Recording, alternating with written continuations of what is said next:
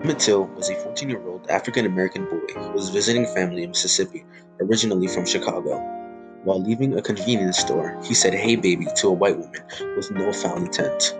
She took it as verbal sexual harassment and told her husband immediately. Shortly after, and Emmett goes missing without a trace. Within 3 days, the body of Emmett is found, and the perpetrators that are tied to the murder are the husband and brother of the lady that Emmett spoke to.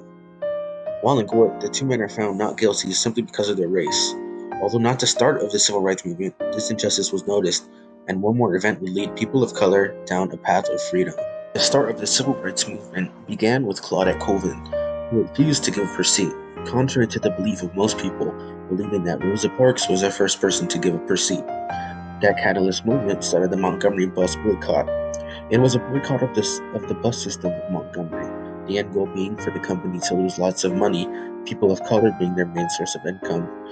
This was the first of many civil rights movement proposals.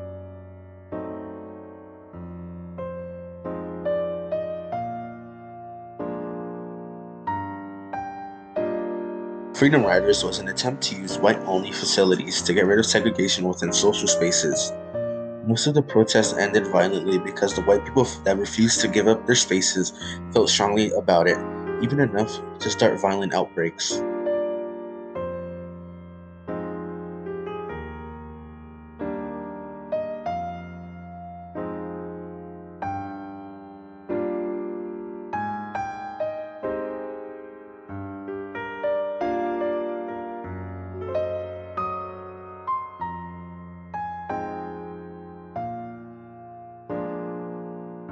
The Freedom March took place in 1963, where Martin Luther King Jr.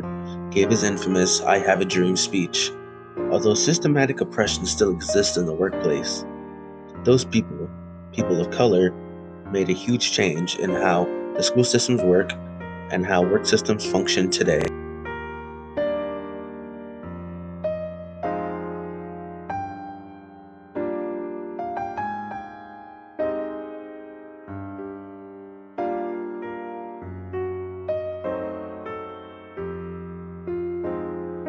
Just like the Black Lives Matter movement, the people in 1960 that were oppressed realized that the death of an innocent person of color would not be tolerated any longer.